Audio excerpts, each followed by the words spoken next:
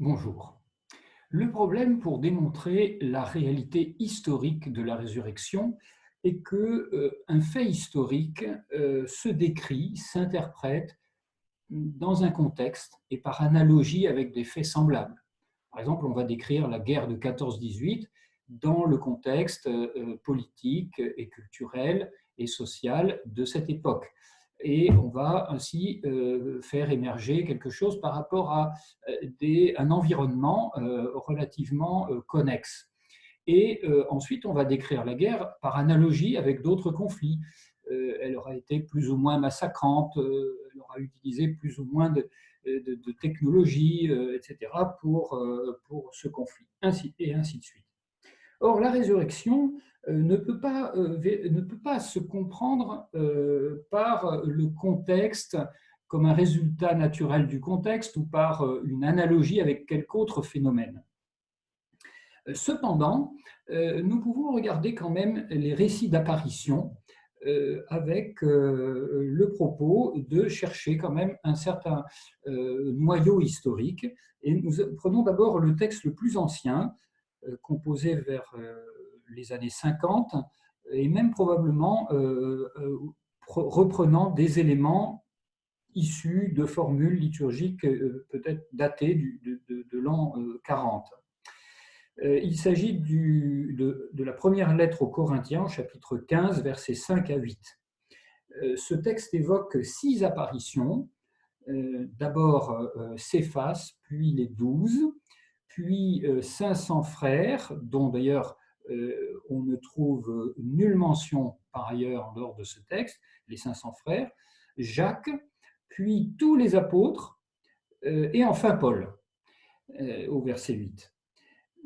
Donc, ces multiples témoignages veulent insister sur la réalité des apparitions de Jésus vivant à la rencontre de ses disciples, comme vraiment le point de départ de l'annonce de la résurrection, de préférence à celle du tombeau vide.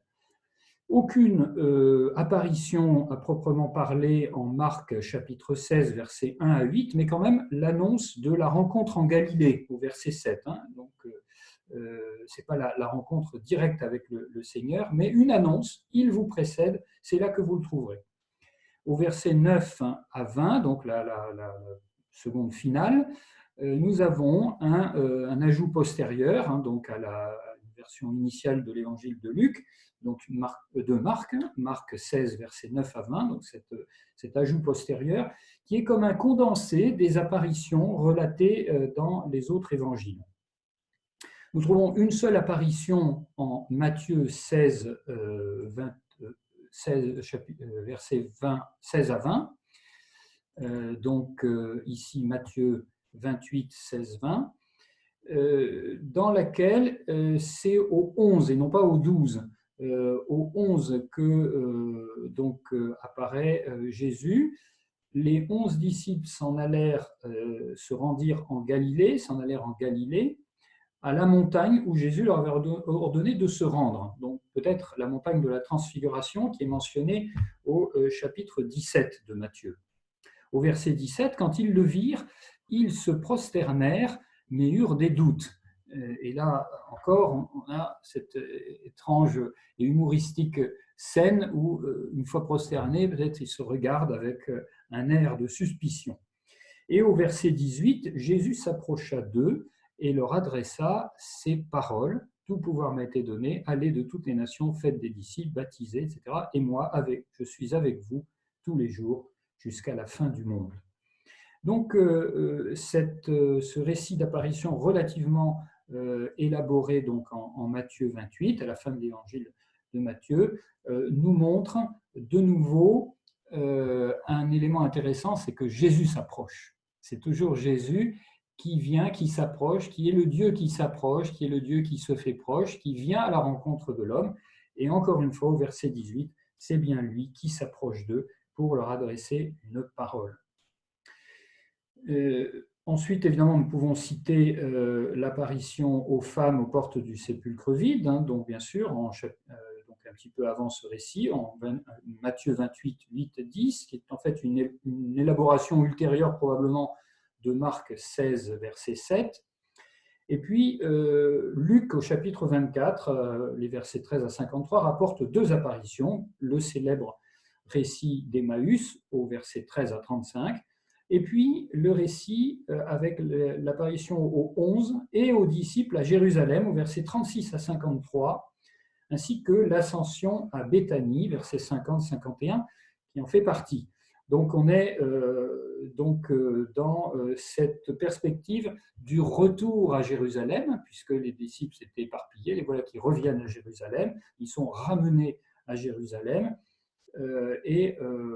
au fond, lorsqu'on fait le bilan de tous ces récits d'apparition, on constate bien sûr que Marc et Matthieu concentrent leur intérêt plutôt sur la Galilée, tandis que Luc et Jean concentrent l'attention sur Jérusalem, qui est quand même le point focal où tout va se passer. Alors, à l'exception quand même du chapitre 21 de Jean, donc la deuxième finale, qui est donc la deuxième fois qu'il dit le livre s'arrête là, puis il continue.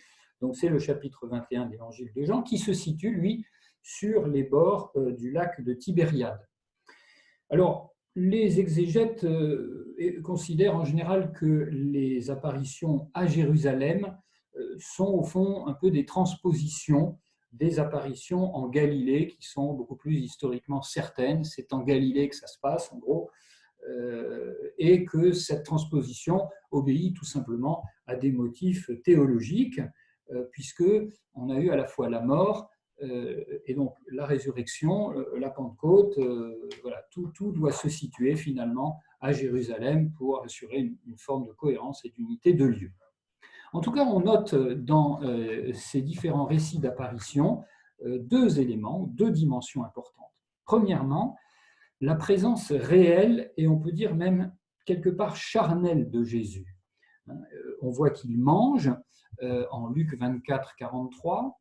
Il s'approche, on vient de le voir, en Matthieu 28, 18. Il marche, il instruit, il se laisse toucher, il écoute, il dialogue avec ses disciples. Bref, sa présence est tellement réelle qu'il peut même être confondu avec un voyageur dans le récit d'Emmaüs, ou avec un jardinier en Jean 20, 15, ou même avec un pêcheur ou quelques promeneurs badauds en Jean 21, versets 5 et suivants. Ce n'est donc pas, et le récit insiste là-dessus, ce n'est pas une vision, ce n'est pas un spectre, ce n'est pas un fantôme, ce n'est pas un hologramme, ni un ange ou un esprit, mais c'est bien un homme en chair et en os, comme cela est dit en Luc 24, 39. Vous voyez bien que les esprits n'ont pas de chair et d'eau, et moi j'en ai pas. Alors cependant, des phénomènes étranges vont survenir. Il n'est pas immédiatement reconnu, alors qu'il y a encore 48 heures ou 3 jours, eh bien, il était partagé la vie quotidienne avec ses disciples. Il est seulement reconnu dans l'évocation d'un geste familier. Il apparaît, il disparaît, alors qu'il traverse les murs, par exemple en Jean chapitre 20, verset 19, et ce mode d'apparition-disparition est décrit par exemple en Luc 24, les versets 15, 31, 36, ou en Marc 16, 12. Bref, quelque chose a changé. Ce même Jésus, c'est bien lui, mais il n'est plus enfermé dans une détermination matérielle de son corps. Il y a quelque chose qui échappe à la physique traditionnelle du corps biologique. Il est bien le crucifié, il montre ses plaies, c'est bien lui, mais, et donc pas un autre personnage qui lui aurait été substitué, mais il est maintenant dans un état qui le porte au-delà d'une simple réanimation de l'homme ancien. Donc voilà un petit peu le paradoxe que soulignent tous ces textes d'apparition. C'est bien le même, ce n'est pas un autre, c'est bien moi. Comme on dit, c'est bien moi, j'ai changé. Quand on revoit un ami perdu de vue depuis 20 ans, c'est encore moi. Mais évidemment, j'ai un peu, c'est plus exactement les mêmes, voilà, les mêmes dispositions. Et quelque chose de radicalement différent s'est passé en Jésus à travers la description de ces récits d'apparition post-pascale.